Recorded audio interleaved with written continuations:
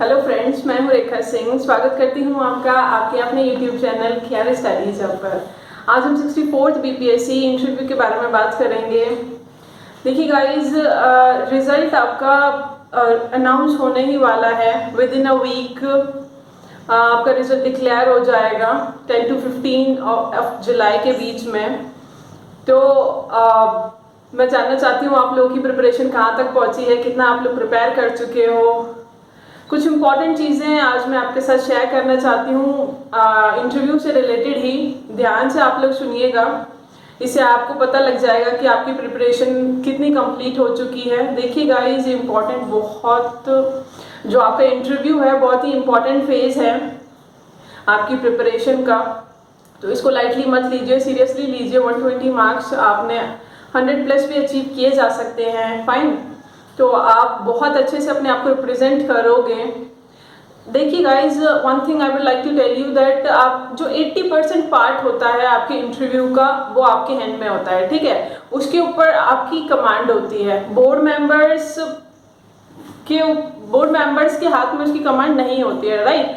अगर 75 to 80% part आपने बहुत अच्छे से तैयार कर लिया, जो कि स्टैटिक है, ठीक है, जिससे तैयार किया जा सकता है, वो सारा का सारा आपके हाथ में होता है। फाइन, तो अगर आपने वो पार्ट तैयार कर लिया है तो आप ऑलरेडी एज पे रहोगे, ठीक है। अगर 80% 75% पोर्शन आपने कवर कर लिया है जो आपसे ही रिलेटेड है, जिसका आंसर आप पहले से प्रिपेयर कर सकते हो, तो आप एज पे रहोगे। इसीलिए मैं चाहती हूँ कि एक बार आपको और डिटेल में समझा दूँ, ताकि अगर आप कहीं भी लैग कर रहे हो तो आप उस एरिया को कवर कर लो। फाइन, देखिए गाइज, इंटरव्यू की जो प्रिपरेशन है 2 पार्ट्स में डिवाइडेड है, राइट। एक तो आपका स्टैटिक पोर्शन होता है और एक आपका डायनेमिक पोर्शन होता है, जैसे कि बोर्ड पर लिख रहा है। आज मैं स्टैटिक पोर्शन को डिस्कस करूंगी आपके साथ, और जो आपका डायनेमिक पोर्शन है उसको हम कल डिस्कस करेंगे, राइट। देखिए गाइज, स्टैटिक जो पोर्शन है वो सारा का सारा आपके हाथ में होता है। फाइन, 75% इसका वेटेज होता है। डायनेमिक का जो वेटेज है दैट इज 25% ओनली, ओके। तो स्टैटिक पोर्शन ऐसा पोर्शन है जिसको आप पहले से प्रिपेयर करके जा सकते हो, जिसके आंसर्स पहले से फ्रेम किए जा सकते हैं, और एक वेल स्ट्रक्चर्ड आंसर्स आप तैयार करके उनको जाके रख सकते हो बोर्ड मेंबर्स के सामने, ठीक है। आपको मैं आज बताऊंगी कि स्टैटिक में क्या क्या आता है। ऑल्दो ये सारी चीज़ें मैं पहले भी डिस्कस कर चुकी हूँ, but again I would like to tell you, because as approach कर रहा है आपका इंटरव्यू, जल्द ही रिजल्ट डिक्लेयर होगा तो उसके बाद आपको इंटरव्यू फेस करने पड़ेंगे।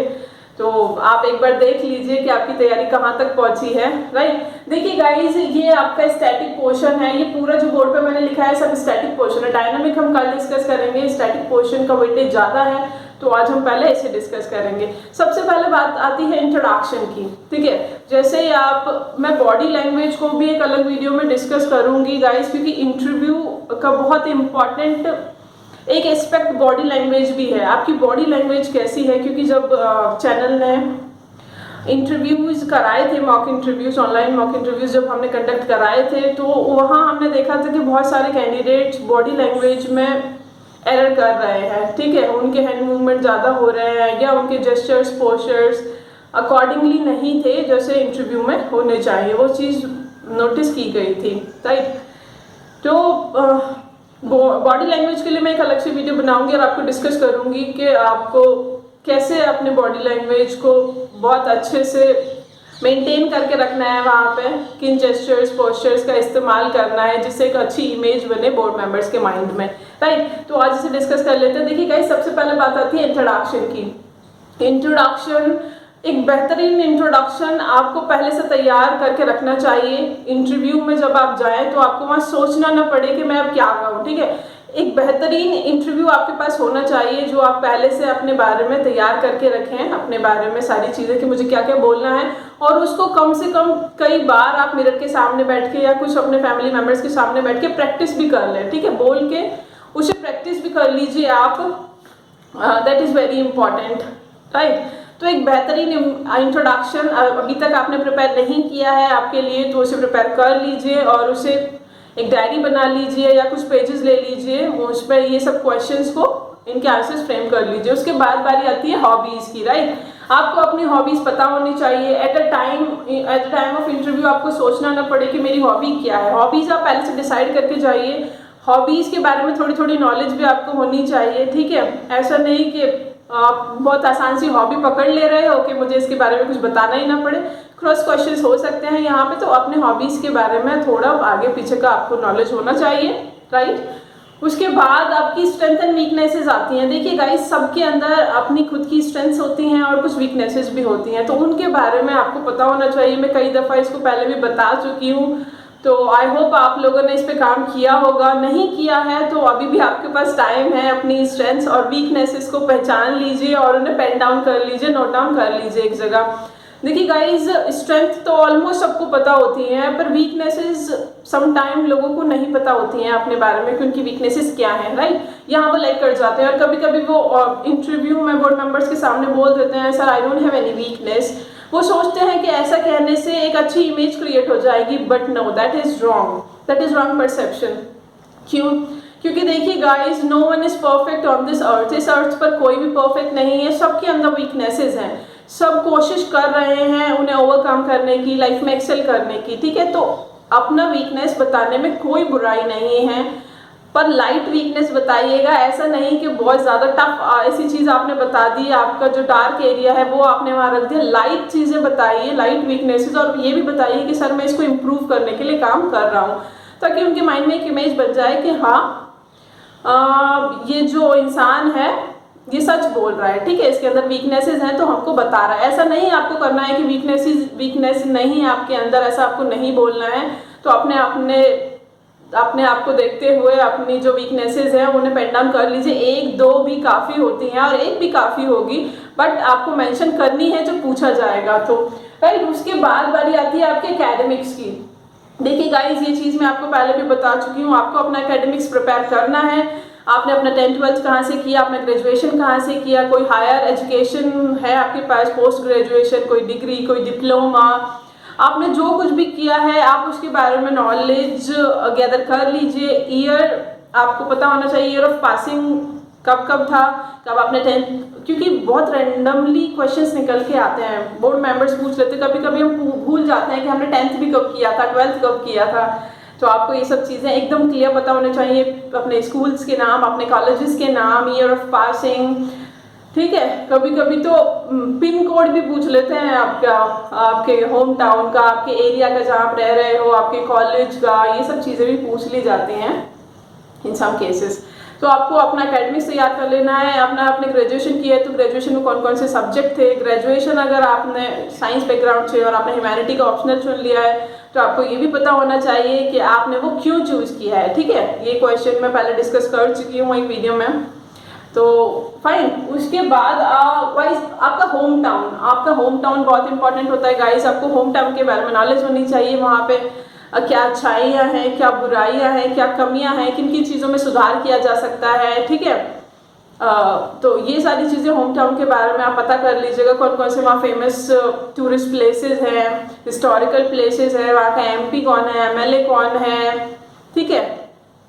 ये सारी चीज़ें, जो भी चीज़ें आपके होम टाउन से, होम विलेज से रिलेटेड है, क्यों आपका होम विलेज या होम टाउन फेमस है, ठीक है, उसकी स्पेशलिटी क्या है, ये सब चीज़ें गाइस एक एक क्वेश्चन को एक एक पेज पे लिख के और उसका आंसर स्टैंडर्ड फॉर्मेट में फ्रेम कर लीजिए। It's my request, it's my humble request to all of you. बहुत समय के बाद, मतलब एक लंबा ड्यूरेशन पार करने के बाद हम यहाँ तक पहुँचते हैं, राइट। जो कैंडिडेट्स हैं वो बहुत मेहनत करते हैं और फिर यहाँ तक आने में बहुत समय लगता है, तो मैं चाहती हूँ कि आप इसको बहुत अच्छे से तैयार कर लें।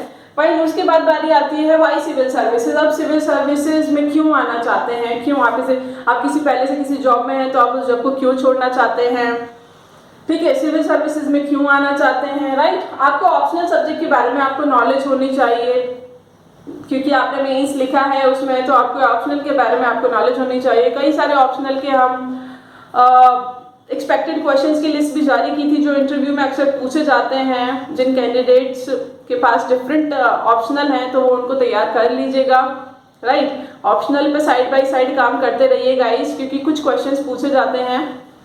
उसके बाद पोस्ट प्रियोरिटी के बारे में भी आपसे पूछ लिया जाएगा कि आपकी प्रियोरिटीज़ क्या हैं, कौन कौन सी पोस्ट आपने प्रियोरिटी में भरी है, राइट। उसके बाद pros and cons of civil services के प्रॉस एंड कॉन्स क्या हैं, ये क्वेश्चन भी पूछ लिया जाता है, right. How civil services can be improved, civil services में जो करप्शन है, जो लूप होल्स है, उसको कैसे इम्प्रूव किया जा सकता है, ये क्वेश्चन, ये सब स्टैटिक पार्ट है जिसको आप पहले से प्रिपेयर कर सकते हो, और ये सब क्वेश्चन पूछे जाते हैं, ऑल्टरनेट पूछे जाएंगे या पूछे जाएंगे, ये सब पूछे जाएंगे, तो आप इन सब के आंसर्स फ्रेम करके रख लीजिएगा गाइज। मैं आपसे बार बार बोल रही हूँ, राइट।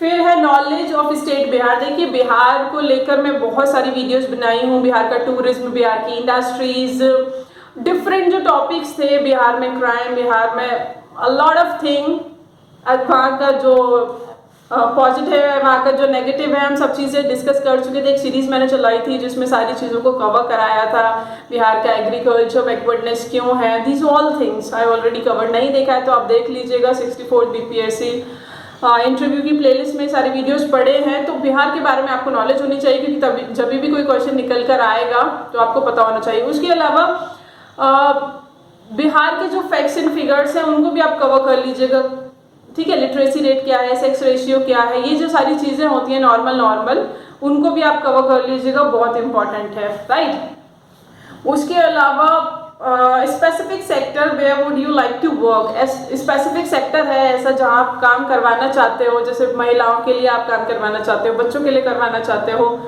ठीक है, तो वो आपको पता होना चाहिए, उसका आंसर फ्रेम करके रख लीजिएगा। अगर आप कहीं पहले से जॉब कर रहे हैं तो आपके वर्क एक्सपीरियंस के बारे में आपको पता होना चाहिए, आप वो जॉब क्यों छोड़ना चाहते हो, कब आपने ज्वाइन किया था, आपका एक्सपीरियंस वहाँ कैसा रहा, ये सारी चीज़ें, आपकी पोस्टिंग कहाँ रही, एवरीथिंग, राइट।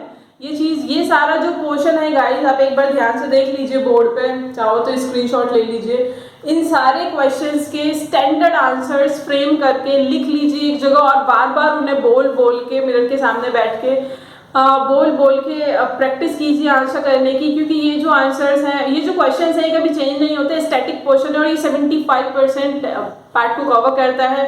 अगर ये पार्ट आपने अच्छे से कर लिया तो इट मीन्स आप इंटरव्यू में एज में है, ठीक है। डायनेमिक में क्या क्या आता है मैं उसे कल आपके साथ डिस्कस करूंगी। डायनेमिक देखिए, आप कितना भी तैयार कर लीजिएगा, डायनेमिक आपके हाथ में नहीं होता है, क्योंकि कभी कभार हम जो आंसर्स देते हैं अपनी तरफ से तो वो बेस्ट आंसर्स होते हैं, पर बोर्ड मेंबर्स को समटाइम वो आंसर्स सही नहीं लगते हैं, राइट, क्योंकि उनका लेवल ऑफ थिंकिंग अलग है और हमारा लेवल ऑफ थिंकिंग अलग है, राइट। आई होप आपको इतना क्लियर हो गया होगा। अगर कोई डाउट है, इनमें से किसी क्वेश्चन को डिस्कस करना है तो कमेंट सेक्शन में मुझे लिखकर बताइएगा, मैं आपके लिए जो इसमें से जो भी आपको क्वेश्चन टफ लग रहा होगा उसका वीडियो बना के उसको हम डिस्कस करेंगे कि उसका स्टैंडर्ड आंसर क्या होना चाहिए, राइट गाइस। कमेंट करके बताइएगा मुझे और आपकी प्रिपरेशन कैसी चल रही है, वीडियो कैसा लगा। Thank you so much for watching the video. If you like the video do like share and subscribe. Bell button ज़रूर दबाया कीजिए सब्सक्राइब करने से पहले। Thank you so much.